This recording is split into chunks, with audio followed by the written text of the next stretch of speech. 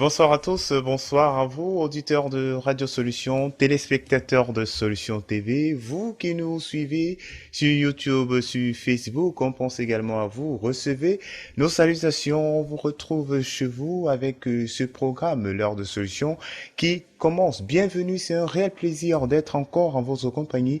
Ce soir, le Saint-Esprit nous conduira dans toute la vérité. Dans ce programme, l'heure de Solutions, on aborde des sujets autour des faits de société. On parle des sujets autour des questions, des interrogations vécues au quotidien. Que faire, que dire, comment comprendre? Autant des questions.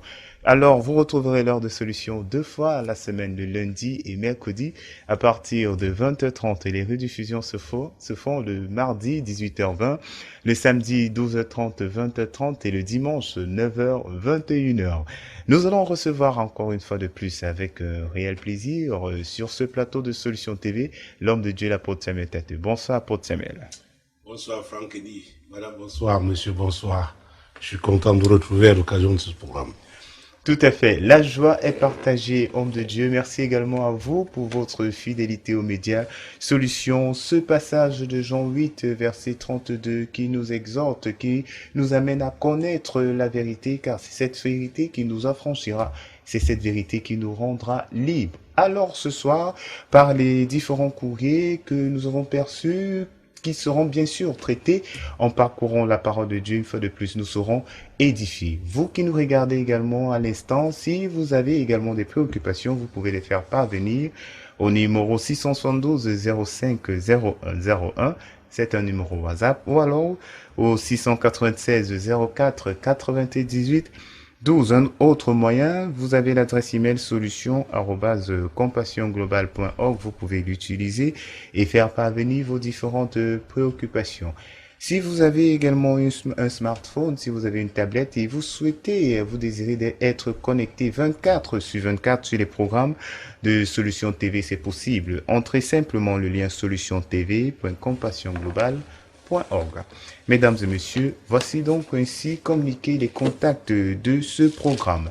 On va donc aller ainsi avec le dépouillement des courriers que nous avons reçus ce soir. Bien sûr, si l'homme de Dieu le permet. D'accord. On va prendre le premier courrier de ce soir. Bonsoir apôtre. Comment faire pour connaître notre vocation sur terre? En fait, ma vie est un désastre. Je reconnais que j'ai commis beaucoup de péchés. Aidez-moi s'il vous plaît. Ah, c'est bien. S'il a reconnu qu'il a commis beaucoup de péchés. Nous avons tous commis beaucoup de péchés. Tous sur cette terre. La Bible dit, tous ont péché et sont privés de la gloire de Dieu. Peut-être commençons par là. Parce que il arrive que nous finissions par là, que nous sortions de ce programme par là. Peut-être il faudrait... Romains chapitre 3. Versets 23 et 24. Car tous ont péché et sont privés de la gloire de Dieu. Et ils sont gratuitement justifiés par sa grâce, par le moyen de la rédemption qui est en Jésus-Christ. Voilà. Nous avons tous péché. Tous. Nous sommes nés pécheurs. Étant nés vivants sur cette terre, nous avons péché. Je crois que c'est pendant la dernière édition, j'avais parlé de la femme pécheresse, la prostituée, qui avait pleuré au pied de Jésus, n'est-ce pas, avait lavé ses pieds avec ses larmes, les avait essuyés avec ses cheveux, l'avait oint avec peu parfum. Ah. Donc le problème aujourd'hui n'est pas celui du péché. Moi je pense le vrai problème c'est que nous faisons de l'opportunité que Jésus, n'est-ce pas, nous a donnée. En allant à la croix du calvaire, en payant le prix. Parce que ce que Jésus a fait, vous savez, on peut avoir un plan pour répondre à un courrier. Prenons, mais l'Esprit de Dieu, quand il nous donne des passages bibliques, suivons-le, parce qu'à vrai dire, c'est lui qui est le conducteur, et il sait pourquoi. Nous sommes là dans Ésaïe 53, verset 3. Méprisé et abandonné des hommes, homme de douleur et habitué à la souffrance, semblable à celui dont on détourne le visage, nous l'avons dédaigné, nous n'avons fait de lui aucun cas. Oui. Cependant, ce sont nos souffrances qu'il a portées. C'est de nos douleurs qu'il s'est chargé, et nous l'avons considéré comme puni, frappé de Dieu et humilié. Mhm. Mais il était blessé pour nos péchés, brisé pour nos iniquités. Le châtiment qui nous donne la paix est tombé sur lui. Et c'est par ses meurtrissures que nous sommes guéris. Alors, arrêtons-nous là, passons après un autre verset tout à l'heure. C'est très important. C'est une prophétie d'Ésaïe qui concernait donc Jésus, qui annonçait le Messie. Ésaïe n'a pas vu Jésus physiquement sur la terre, mais avec la révélation qu'il avait reçue, il a annoncé. Et Jésus est venu accomplir ce ministère.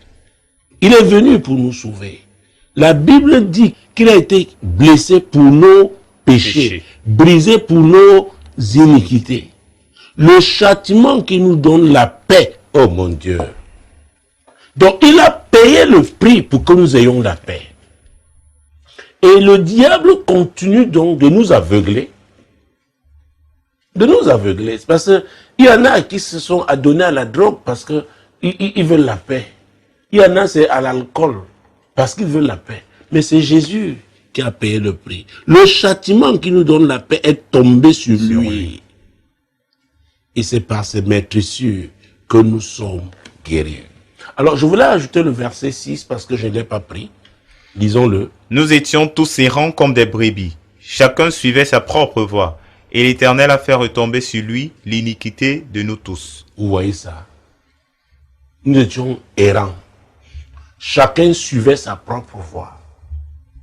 Dans ce monde-ci, et quand vous entrez alors dans le secteur dans les réseaux sociaux, vous voyez les multiples voies qui sont des voies d'égarement. Les jeunes gens, les adultes, même les personnes d'un âge avancé. Vous voyez les différentes voies d'égarement que l'ennemi propose aux gens. Donc, nous étions tous errants. Tant qu'on n'a pas rencontré Jésus, on est errant. On peut être un grand philosophe. Gloire à Dieu pour cela. Un grand sociologue, un grand anthropologue, un grand juriste, un grand mathématicien, un grand physicien. Gloire à Dieu. C'est lui qui donne l'intelligence à l'homme. Mais en ce qui concerne le salut, oh, l'apôtre Paul a dit qu'il y a un seul médiateur entre Dieu et les hommes. N'oubliez pas que j'ai introduit avec Romains, chapitre 3, n'est-ce pas, verset 23. Car tous ont péché et sont privés de la gloire de Dieu. Donc, vous pouvez avoir votre doctorat en philosophie, en sociologie, en mathématiques. Vous pouvez être milliardaire. Mais s'il s'agit du salut, l'apôtre Paul a dit qu'il y a un seul médiateur. Jésus avait dit, je suis le chemin, la vérité et la vie. Donc vous pouvez avoir vos milliards, mais vous n'avez pas la vie. Écoutez, la vie dont le Seigneur parle, il ne s'agit pas de respirer. Vous savez, il n'y a pas très longtemps, considérant ce que le monde connaît encore là, les gens ont déchiré l'argent. Il y a des Anglais, les gens ont brûlé l'argent. Donc, à vrai dire, nous sommes dans un monde où aujourd'hui, on devrait tous comprendre que sans Jésus, on n'est rien. Vous savez, quand on a la santé, encore, qu'est-ce que nous la santé? Parce qu'on peut vous faire le check-up, on dit que tout va bien. Mais 5 minutes après, vous recevez une nouvelle qui vous terrasse. C'est pourquoi quand on parle de santé, sur cette terre, faisons très attention. Mais je parle de celui-là. La Bible dit, au commencement était la parole. La parole était avec Dieu. La parole était Dieu. Elle était Dieu. Tout ce qui a été fait par elle. Et rien de ce qui a été fait n'a été fait sans elle. Au verset 14 de Jean 1, il est dit, la parole s'est faite chair. Il s'agit bel et bien de Jésus-Christ. C'est de lui qu'il s'agit. Donc, lui qui s'inquiète pour ses péchés, nous sommes tous nés pécheurs. Et avant Jésus, nous avons commis des choses abominables. Et même il a vu de temps en temps que nous égarions. même étant avec Jésus. Mais dans son amour infiniment grand, il nous tend toujours la main. Il nous tend toujours la main. Et quand je parle de tendre la main, tout le monde peut imaginer, n'est-ce pas, ces deux versets. Je suis attaché à eux de Matthieu 11, n'est-ce pas, les versets 28 et 29. Matthieu chapitre 11, versets 28 et 29. Jésus tend toujours la main. Oui. Venez à moi, vous tous qui êtes fatigués et chargés, et je vous donnerai du repos. Prenez mon joug sur vous et recevez mes instructions.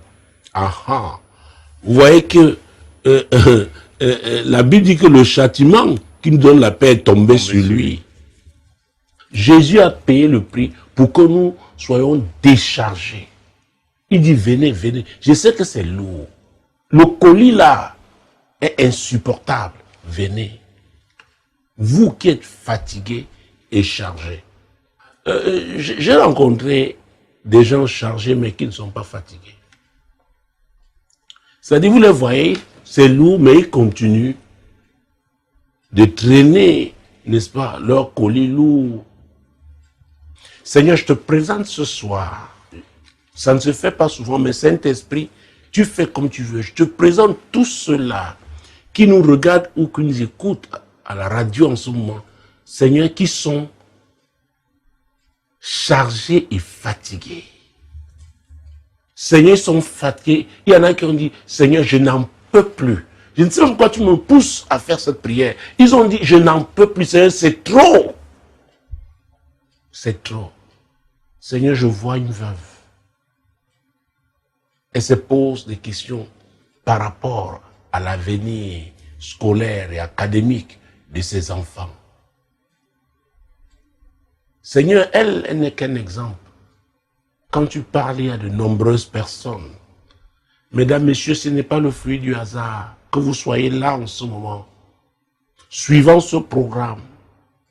Mais je peux vous garantir, si véritablement vous êtes fatigué et chargé, et que vous saisissez l'opportunité dont j'ai parlé, je veux dire, Jésus, lors de la dernière émission, j'avais parlé des relations amoureuses avec Jésus. C'est de cela qu'il s'agit. Il reviendra, n'est-ce pas, prendre son église. La Bible dit qu'il est l'époux et l'église est son épouse. Qui est l'église? L'église, la communauté des croyants de la nouvelle naissance qui marche par l'Esprit de Dieu, qui est l'Esprit de vérité. Donc, que vous soyez homme ou femme, oui, vous êtes l'épouse du Seigneur. Donc, il y a cette relation d'amour qui doit exister. Vous savez, on passe le meilleur moment avec la personne qu'on aime. On lui donne le meilleur. Et il y a toujours quelque chose à offrir à l'être aimé. Mesdames, messieurs, Jésus-Christ de Nazareth. Je ne sais pas quelle est cette montagne qui est devant vous. Cette montagne, l'ennemi a permis qu'elle soit là, c'est pour vous aveugler, vous empêcher de voir ce qu'il y a de l'autre côté. Jésus a payé le prix. Et votre foi va aplanir cette montagne pour que vous compreniez que le prix que Jésus a payé, c'est une fois pour toutes. Et vous devez en être bénéficiaire. Peut-être nous allons reprendre ce courrier, le relire. Mesdames, messieurs, parce que je sens que l'atmosphère a changé. Mon Dieu, mon roi, que nos auditeurs et téléspectateurs, ceux qui prennent le train en marche, sachent de quoi nous parlons. Tout à fait. Premier courrier de ce soir, vous suivez bien l'heure de solution. Bonsoir apôtre. Comment faire pour connaître notre vocation sur terre? En fait, ma vie est un désastre. Je reconnais que j'ai commis beaucoup de péchés. Aidez-moi s'il vous plaît. Alors, voilà aussi un autre passage qui me vient à l'esprit en ce moment. C'est Job 33. Il veut connaître sa vocation. Comment faire? Oui. Comment... Oui, parce que si on parle de vocation, c'est sur cette terre, hein, ce n'est pas au ciel. Job 33, verset 14. Dieu parle cependant tantôt d'une manière, tantôt d'une autre, et l'on n'y prend point garde. Dieu parle tantôt d'une manière, tantôt d'une autre. Je n'avais pas retenu ce passage biblique. Il veut savoir ce que Dieu l'a appelé à faire. Effectivement. sur cette terre. Et il a raison. Dans une autre émission appelée Tu dois comprendre, j'ai animé une série intitulée Ta mission. Je lui conseille vivement cette série-là, s'il peut la voir, c'est possible même sur notre site, d'avoir la série Tu dois comprendre intitulée Ta mission. Ta mission. Chacun de nous a une mission sur cette terre. Mais il est important de comprendre ce que la Bible vient dire. Dieu parle tantôt d'une manière, tantôt d'une autre. Vous savez, il y a parfois même certaines épreuves, certains moments difficiles par lesquels nous passons. Et nous pouvons murmurer, nous pouvons nous plaindre. Je connais l'histoire d'un milliardaire, jeune homme, je ne citerai pas son nom ici, mais il y a 8 ans, nous nous sommes retrouvés dans un hôtel quelque part, et ça faisait longtemps, ça faisait plus de 25 ans que je ne l'avais pas revu. Alors j'ai dit, mais tiens, toi ça fait longtemps, qu'est-ce que tu deviens? Et je n'avais pas fait attention, n'est-ce pas, à tous ceux qui étaient à côté, parce que moi je revois l'homme que j'ai connu il y a plus de 30 ans. Il me dit, ah, je vais bien. Il me dit, tu m'as connu chez tel? J'ai dit oui. Il me dit, il y a 30 ans, Dieu a changé mon histoire. C'est un multimilliardaire. Et je l'ai connu à l'époque. Il vendait les yaourts dans un pouce. Nous étions encore au lycée. Lui, certainement, n'avait pas eu quelqu'un pour le pousser loin à l'école. Et son français limpide. Et chaque soir qu'il revenait de son travail avec son pouce, il achetait toujours Cameroun Tribune. Et il avait déjà, lui, il avait ça en main. Donc moi aussi, je prenais pour lire. Vous savez, Jésus de Nazareth, vous êtes intéressé à quoi? Qu'est-ce qui vous intéresse? Qu'est-ce qui attire votre attention? Nous avons vu des enfants qui étaient intéressés à... Et je connais un qui est ingénieur. Et il vit en Europe aujourd'hui. Une extraordinaire carrière. Il voulait démonter tout ce qu'il... Quand c'est la radio, il voulait démonter. À vrai dire, c'était ainsi. Il a fait une très grande école d'ingénierie. Dieu parle tantôt d'une manière, tantôt d'une autre. Mais un des problèmes que nous avons de ce côté du monde, c'est que nous faisons face à un certain nombre de pressions qui font que parfois l'entourage ne s'intéresse pas à l'enfant, à ses talents. Parfois, et voilà le mot talent. J'allais m'ajouter encore un autre, le mot don. Parfois, les dessins que l'on fait, un enfant se met à dessiner. L'entourage n'arrive pas à interpréter, à dire, mais il y a quelque chose dans ça. Parfois, ça peut être juste l'aptitude à peine faire un tableau. Et ici, chez nous, quand on parle de tableau, mon Dieu, mon roi, les gens vont vous dire, hey, allez vendre des arachides au marché pour que nous ayons... Alors que si on développe ce talent, on encadre cet enfant, il sera... Dieu a prévu qu'il soit l'étoile de la famille. Donc, Dieu parle tantôt d'une manière, tantôt d'une autre. Donc, quand on dit parler, ce n'est pas seulement les paroles, ce n'est pas seulement verbal. Il y a des actes, il y a des attitudes qui se manifestent dans la vie d'un enfant. On devrait pouvoir, n'est-ce pas, décoder. Il y avait l'histoire d'une jeune femme, jeune fille qui fabriquait son micro avec un journal, n'est-ce pas, un vieux journal pour pouvoir chanter. Donc, c'est quelque chose qui est là. C'est Dieu qui a planté. Mais comment alors faire œuvrer pour que ça s'extériorise? C'est pourquoi il y a beaucoup... Quelqu'un parlait de Mozart assassiné. Je crois que c'était une œuvre que nous avions en terminale. Je crois que c'était Alfred de Vigny. Et oui, il y a beaucoup comme ça qui devaient être, comment j'allais dire, des stars dans ce monde. Mais l'environnement les a étouffés. Et c'est pourquoi l'Église a une mission particulière. Et vous savez, je ne sais pas comment on peut vivre sans rêver. Et c'est pourquoi, bibliquement, avec la parole de Dieu, on doit faire rêver la jeunesse. Parce que la jeunesse a beaucoup de choses en elle dont le monde a besoin. Mais cette jeunesse doit avoir un fondement biblique. C'est très, très important. Donc, j'ai cité tout à l'heure Jean chapitre 1, verset 1, quand il dit au commencement était la parole. Alors, mon Dieu, mon roi, restons dans Jean 1, mais cette fois-ci, prenons le verset 4 d'abord. J'ai commencé, j'ai cité les versets 1, 2 et 3, Jésus-Christ, Jean chapitre 1, prenons le verset 4. En elle était la vie, et la vie était la lumière des hommes. La lumière des hommes. Chacun dans le plan de Dieu doit manifester une dimension de lumière. Mais ce n'est pas possible si vous ne rencontrez pas la source de la lumière elle-même, qui est Jésus. Et c'est pourquoi beaucoup de sectes aujourd'hui dans le monde utilisent le mot lumière pour séduire, y compris des gens, on dirait, qu'est-ce que je dirais, instruits, des gens diplômés.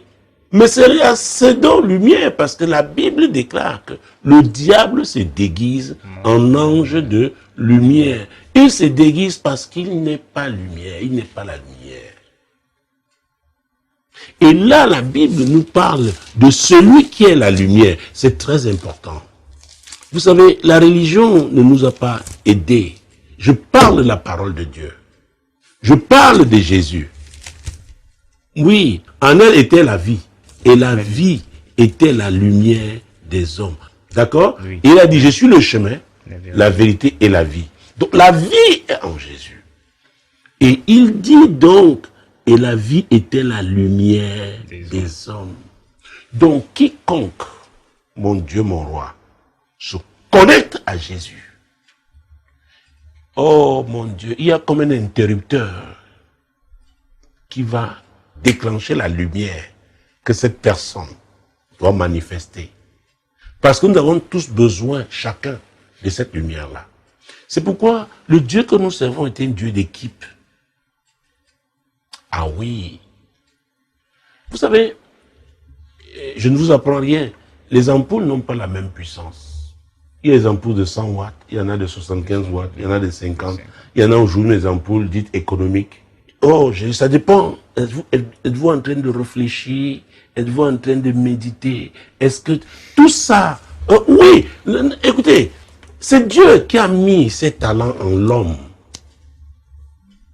Il arrive seulement que le diable, c'est lui qui pervertisse, n'est-ce pas, ce talent-là. Mais Dieu a mis cette intelligence en l'homme, c'est pour le bonheur de l'homme, le bonheur de l'humanité. Donc, Dieu parle tantôt d'une manière, tantôt d'une autre. Mais la Bible dit que c'est nous qui ne faisons pas attention. Donc, à vrai dire, si on se connecte, donc, on entre dans cette alliance que Jésus, n'est-ce pas, nous propose, à vrai dire, nous allons finir par découvrir. D'autant plus qu'il a dit qu'il ne nous laissera pas seuls, qu'il enverrait le consolateur, qu'il enverrait l'esprit de vérité, le conducteur qui nous conduira dans toute la vérité. C'est-à-dire, il nous amènera à comprendre pourquoi Dieu a voulu que nous soyons sur cette terre et à une saison comme celle-ci. Et quand vous atteignez cette dimension, vous apprenez, vous comprenez comment le temps est précieux. Vous comprenez que vous devez être utile. Vous comprenez que vous devez vivre pour la gloire de Dieu. Vous cessez de faire des choses pour vos intérêts personnels. Vous comprenez que vous appartenez à un royaume qui a une vision. Oh, Jésus-Christ de Nazareth. Oui. À vrai dire, quand cette parole de Dieu est bien enseignée, l'homme apprend à méditer par l'Esprit de Dieu. sur sa raison d'être sur cette terre. Un jour, Dieu a dit à Josué, Josué, écoute, ton maître est mort. C'est terminé. C'est ta saison. C'est toi qui conduiras ce peuple. Nous sommes là dans Josué chapitre 1. C'est toi qui l'amèneras à la terre promise. Mais rassure-toi, Josué. Je te promets, en tant que l'Éternel, personne ne tiendra devant toi. Mais rassure-toi que tu médites ce livre de la loi, jour et nuit. C'est alors que tu auras du succès. Vous savez, il y a des livres de magie qui coûtent très cher. Mais nous avons tout dans cette parole de Dieu, dans la Bible. En méditant cette parole, sous la conduite du Saint-Esprit, c'est pourquoi je dis toujours, oh mon Dieu, si on ne parle pas du Saint-Esprit quelque part, c'est qu'il n'y a pas église. Parce que sans le Saint-Esprit, Jésus me est flou pour nous. C'est lui qui est l'esprit de vérité. Et c'est lui qui nous conduit dans toute la vérité. La Bible dit qu'il sonde tout, même les profondeurs de Dieu.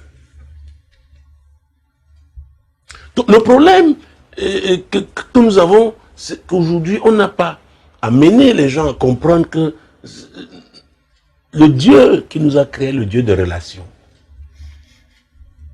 Et il va avoir une relation avec chaque être humain. Parce qu'il nous a créés à son image et selon sa ressemblance. Et c'est lui qui, mon Dieu, mon roi, rendait visite à Adam et Ève. Dieu continue de nous visiter. Et la Bible nous dit qu'il parle tantôt d'une manière, tantôt d'une autre. Le problème, c'est nous. Nous ne comprenons pas le langage de Dieu. Nous ne sommes pas intéressés à lui. Avait dit, nous n'avons pas aimé. C'est une affaire d'amour. Parce que quand vous aimez une personne, la personne n'a pas forcément besoin de parler, même avec un regard. Oh mon Dieu. Vous savez, le regard peut être doux. Le regard aussi peut être menaçant. Oui. Vous savez, quand quelqu'un utilise sa main d'écriture pour vous écrire, je ne voudrais pas entrer dans cette symbolique. En fonction des périodes, en fonction de son humeur, c'est lui-même. Et s'il y a une relation franche, sincère entre vous, quand vous avez cette lettre, à vrai dire, c'est la communication. Il vous communique quelque chose. Il y a un échange, il y a un partage, il y a une communion. Je parle d'écriture. Je me souviens, à l'école primaire, vous avez exigé de commencer d'abord avec l'encre et la plume. Et là, alors, c'était extraordinaire parce que tu peux faire, il y avait des tâches, il y avait le buvard, n'est-ce pas? Mais quand vous arriviez à bien écrire, vous voyez comment quelqu'un prend le temps de vous écrire avec la plume et l'encre. Vous n'êtes pas n'importe qui. C'est pourquoi on ne peut pas tricher avec Dieu. Dieu sait si on l'aime ou si on ne l'aime pas. C'est pourquoi on ne vient pas impressionner Dieu dans les prières en utilisant la belle concordance des temps, l'imparfait du subjonctif. Ce n'est pas ça, c'est une affaire de cœur. Une affaire de cœur. Vous aimez Dieu? Dieu va vous... Oh, il va vous conduire, il va vous montrer pourquoi vous êtes là, sur cette terre. Parce qu'il veut que chacun de nous soit utile. Écoutez, Dieu est le plus grand investisseur. Oh mon Dieu, mon roi. Nous avons lu la dernière fois, c'était Jean chapitre 15, versets 1 et 2. On peut prendre encore ces deux versets. Jean chapitre 15, versets 1 et 2. Je suis le vrai ceps et mon père est le vigneron. Tout sarment qui est à moi et qui ne porte pas de fruits, il le retranche. Et tout sarment qui porte du fruit, il l'émonde afin qu'il porte encore plus de fruits. Alors, il veut que nous portons plus de fruits. Ça veut dire quoi? Nous devons travailler. Et je suis attaché, j'ai donné une série d'enseignements, il y a une dizaine d'années. Je parle de la notion de couloir. Chacun a son couloir. Et c'est un problème aujourd'hui, même dans le ministère. Dieu ne nous a pas fait, nous ne sommes pas des photocopies. Je ne peux pas faire ce que vous pouvez faire. Chacun a sa grâce. Mais parce que la communion, là, n'est pas intime. Elle est rachitique. Ça fait que les gens, finalement, se battent. Aujourd'hui, ils essayent ici. Demain, ils essayent ça. Ils ne savent pas où ils vont. Ils ne savent pas. Il y en a qui croient que c'est important, là, telle cravate comme telle, pour telle couleur. Oh, ça va marcher comme ça. Incroyable. Incroyable. Chacun a quelque chose de spécifique. D'unique. D'unique. Et le Saint-Esprit va vous conduire dans votre couloir. La grande question est de savoir aujourd'hui, même ceux-là qui disent sont chrétiens, ont-ils compris qui est le Saint-Esprit? Se laisse-t-il conduire par le Saint-Esprit? Vous savez, il y a un verset de la Bible que je cite souvent, c'est dans le Psaume 139. Et ça ne peut être que le fruit d'une révélation. Quand David parle, vous savez, j'aime parler des grands hommes, des héros, parce que dans leur parcours, dans leur vie, nous tirons beaucoup d'enseignements. Qu'est-ce qu'il a dit? Quand je n'étais qu'une masse informe, tes yeux me voyaient. Sur ton livre était écrit tous les jours de ma vie avant qu'aucun d'eux n'existe. C'est ça? Tout à Il faut fait. lire. Quand je n'étais qu'une masse informe, tes yeux me voyaient. Et sur ton livre étaient tous inscrits les jours qui m'étaient destinés avant qu'aucun d'eux existât. Alors, David a finalement compris. Toutes les épreuves qu'il a connues, même le jour où Samuel venait pour loindre, il n'était pas là. Il était avec, n'est-ce pas, le troupeau de son père. Samuel a regardé, il a vu Eliab, grand de taille comme Saül. Oh, et il était un officier dans l'armée d'Israël. Il a dit, ah, certainement voilà la personne. Dieu lui a dit, stop. Vous les hommes, vous êtes attirés par ce qui frappe vos yeux. Alors, les autres frères, parce que David en avait 7. Il était le 8e, le Benjamin. Les autres croyaient chacun que c'était lui, l'élu de Dieu. Après les 7, Samuel a posé la question à Isaïe. Sont-ce là Tous tes fils. tous tes fils? Isaïe a dit vraiment, prophète, bon, il y a un là. Il est avec les moutons. Bon. Et j'aime la version anglaise qui dit, nous n'allons pas nous asseoir tant qu'il n'est pas là. Le prophète Samuel a attendu David, le père de David, Isaïe. Ses autres frères, 3 étaient engagés dans l'armée d'Israël. Ils ont attendu David. Donc même, c'est-à-dire, dès ce jour-là même, ce n'était pas évident pour lui. Mais David a cette révélation. Quand je n'étais qu'une masse informe, tes yeux me voyaient. Sur ton livre était écrit tous les jours de ma vie avant qu'aucun d'eux n'existât. C'est pourquoi j'ai du mal à comprendre comment les gens s'engagent dans des batailles perdues d'avance. Quand vous vous attaquez à quelqu'un qui est dans son couloir, et dans ce couloir-là, il craint Dieu. Vous êtes un homme mort. C'est une affaire de temps. Parce que vous allez vous évertuer à vouloir faire comme lui. Vous allez vous essouffler. Parce qu'il ne fera pas, il reçoit, c'est la grâce. Parce que David a compris que c'est la grâce de Dieu. Que c'est la grâce de Dieu. Ah oui, donc c'est valable. Même dans les filières professionnelles. Quand un maçon veut devenir menuisier, c'est compliqué. C'est très compliqué. Bon, maintenant, si l'architecte veut opérer comme médecin, c'est compliqué. Très compliqué. Donc, Dieu, en créant chacun, a prévu un couloir. Mais comme nous avons lu dans Ésaïe 53, verset 6, nous étions errants, chacun suivant sa propre voie. Il y a des gens qui ont été orientés par leurs parents. Oui, je connais des cas, les parents qui ont été frustrés de n'avoir pas réussi dans une certaine filière, et ils ont orienté tel dans telle filière, tel dans telle filière. Il y en a qui ont eu des diplômes, mais malheureux au plan professionnel. Parce qu'à vrai dire, dans son couloir, on doit s'épanouir. Et je dois vous dire une chose, pour encourager ceux qui passent par des moments difficiles. Quand on vous attaque, quand on vous humilie dans votre couloir, ces souffrances-là sont des escaliers qui vous permettent d'avancer. Ça fait très mal la chair, mais après vous louerez l'Éternel. Parce qu'avec Dieu, c'est comme ça. Vous savez, Saül était encore roi en Israël, mais n'a pas pu tuer David. À cause de la grâce de Dieu sur David. Donc, il y a des David dans chaque filière, dans chaque famille,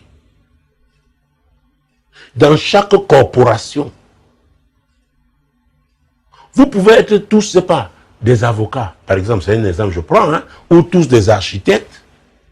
Mais il y a quelqu'un qui doit porter la voix, quelqu'un qui, quand il se tient pour vous, oh mon Dieu, mon roi, l'impact est spécial. Donnez-lui la place. C'est important, tout le monde en bénéficiera. Tout comme il y a des familles, et la famille David, Eliab était officier dans l'armée d'Israël. Mais c'est David qui a délivré le peuple tout entier. Face à Goliath. Donc, je comprends sa question, comment reconnaître sa vocation. Le point de départ, c'est rencontrer Jésus. Entrer dans cette alliance. Et Jésus, donc, a payé le prix pour que nous cessions d'errer, de vagabonder. Et c'est lui, donc, qui oriente. Et c'est lui qui a dit qu'il ne nous laissera pas seuls. Qui l'enverrait qui? Le Saint-Esprit. Il l'a fait. Et c'est lui dont le Saint-Esprit qui est le conducteur. Mais seulement, il faut suivre le Saint-Esprit. Parce que il y a des mauvais enseignements qui ont été donnés, faisant croire aux gens que quand ils confessent Christ, ou alors deviennent membres dans une assemblée, que désormais c'est le tapis rouge qui est déballé. C'est faux. Moi-même, j'aurais souhaité que ça se passât comme ça, mais c'est faux. J'ai parlé des preuves plus haut. Il y a des épreuves par lesquelles chacun doit passer. Et je crois que c'était pendant la dernière émission, je parlais de tempêtes. Il y a les tempêtes évitables et les tempêtes inévitables. Les tempêtes inévitables sont celles-là qui œuvrent pour votre édification, pour votre élévation. Elles sont incontournables. Ah oui, et le Seigneur vous fortifie alors. Dès qu'on est en relation avec Jésus, et la relation entretenue par quoi? La prière, n'est-ce pas? Bien sûr. Tout à fait. Et quand on voit même l'enseignement sur la prière que le Seigneur a donné, notre Père qui est aux cieux, que ton nom soit sanctifié, que ton règne vienne, et que ta volonté se fasse sur la terre comme au ciel. La volonté de Dieu là ne se fera pas sur la terre comme au ciel au travers des anges. C'est en utilisant l'homme. C'est l'homme qui est en position légale sur la terre. Donc, c'est en faisant la volonté donc de Dieu. Et cette volonté se trouve dans la parole de Dieu. Donc, il y a la parole écrite, le Logos. Il y a maintenant Dieu qui peut venir vous donner une révélation vous concernant de façon spécifique. Et c'est ce qu'il fit, n'est-ce pas, avec Jérémie. Dans le livre qui porte son nom en son premier chapitre, Jérémie chapitre 1, versets 4 et 5. Nous allons commencer avec Job 33, 14. Dieu parle tantôt d'une manière, tantôt d'une autre. Que tout le monde ne s'attende pas à ce que Dieu lui parle comme il a parlé à Jérémie. Ah oui! Parce que nous sommes là, oh, pourquoi tel, fait comme tel. Non. Jérémie chapitre 1, verset 4 et 5. La parole de l'Éternel me suit adressant ces mots. Avant que je t'eusse formé dans le sein de ta mère, je te connaissais. Et avant que tu fusses sorti de son sein, je t'avais consacré, je t'avais établi prophète des nations.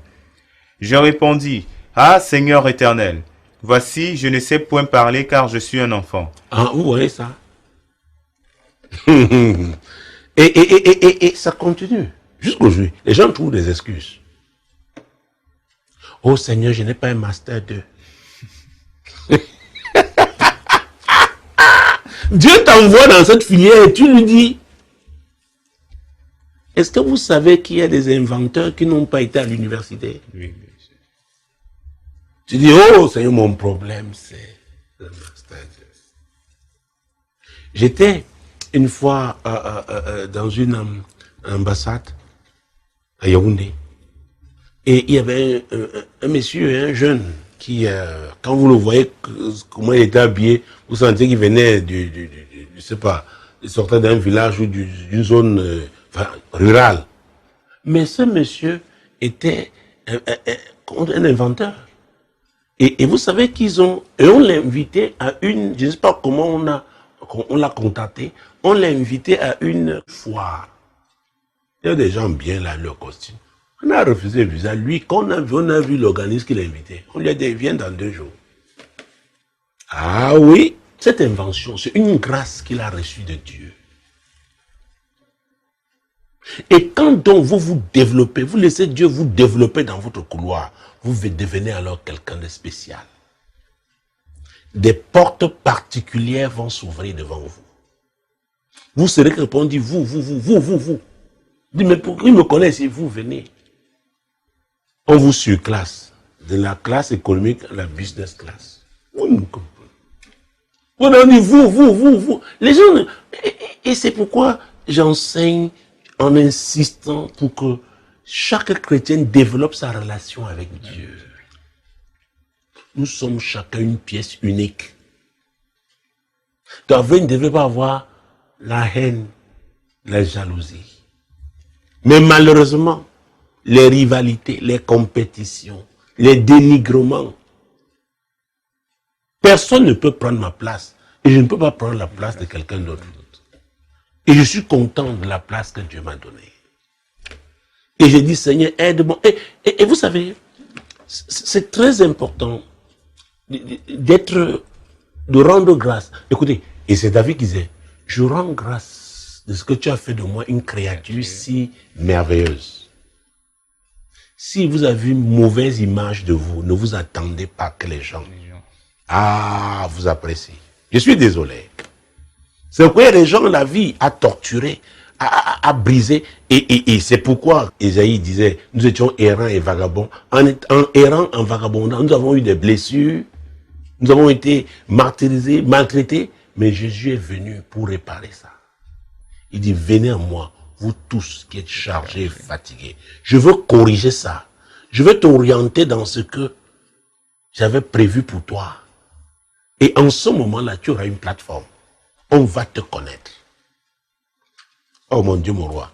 J'ai connu un cordonnier qui pouvait vous recommander chez des gens, parce qu'il était l'un des premiers cordonniers dans ce pays à avoir des appareils modernes. Je connais l'histoire d'un coiffeur qui a été, oh mon Dieu, dans un pays voisin, le coiffeur d'un chef d'État à l'époque. Parce qu'un soir, du côté de la rue Nassif, qui est devenu aujourd'hui le boulevard des Nations Unies, un ministre qui était de passage de ce pays-là, il voulait à tout prix, n'est-ce pas, se coiffer. Et on a trouvé que, bon, le salon qui était ouvert était celui-là. Il l'a coiffé. Quand il est rentré, il dit, mais il rendait compte de sa mission et son chef d'État de me dire, comment qui t'a fait? Il dit, j'ai rencontré quelqu'un, il dit, j'ai besoin de ce coiffeur. On l'a pris au Cameroun avec toute sa famille. Et c'est là. Et c'est pourquoi je dis aux gens, vous savez, il ne faut pas aimer la facilité. Dieu n'était pas fou en vous donnant ses talents. Chacun doit découvrir son talent. Et il y a des choses que vous faites avec aisance. Ah oui! J'ai connu de très grands animateurs, par exemple de radio. Il y en a qui ne vivent plus, mais qui sont restés dans l'histoire de ce pays. C'est-à-dire que il ne force pas. C'est là. C'est Dieu qui lui a donné. Ah oui! C'est comme vous voyez aussi ces gens de comédiens, vraiment qui vont vous faire rire. C'est leur talent. Et quand Dieu le fait, si la justice est donc pratiquée là où se trouvent ces talents-là, chacun trouvera son compte. chacun gagnera dignement sa vie. Personne n'aura envié l'autre. Chacun sera valorisé. Oh mon Dieu, oh mon roi. Donc, nous n'avons plus assez de temps. J'ai parlé du Saint-Esprit qui est le conducteur. Et il peut pousser même les gens. Prenons Luc. Je pense que nous allons sortir par ce passage. Je suis désolé, mesdames, messieurs, les courriers sont nombreux, c'est vrai. Mais notre souci, c'est d'édifier nos téléspectateurs, auditeurs. Et c'est pourquoi, en lisant même ces passages, ouvrons également la page du salut pour sortir de ce courrier. Tout à fait.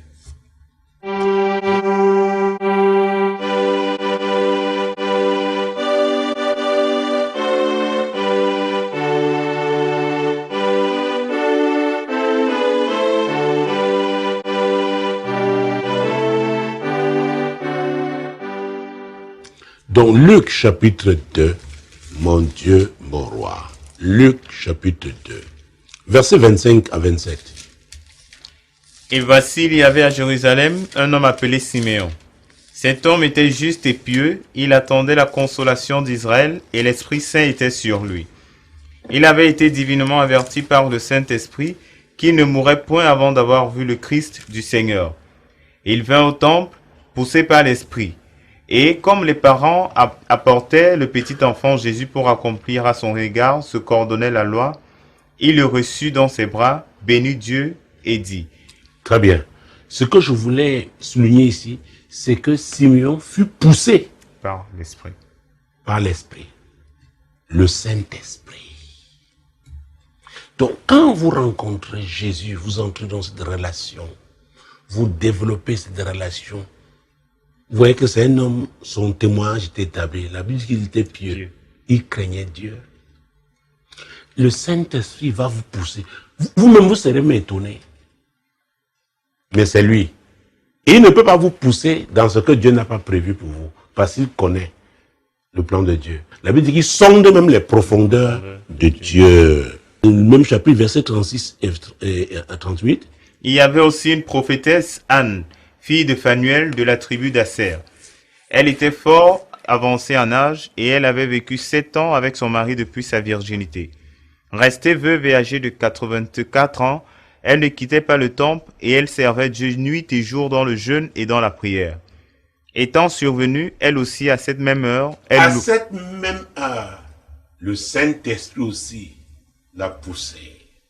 À cette même heure.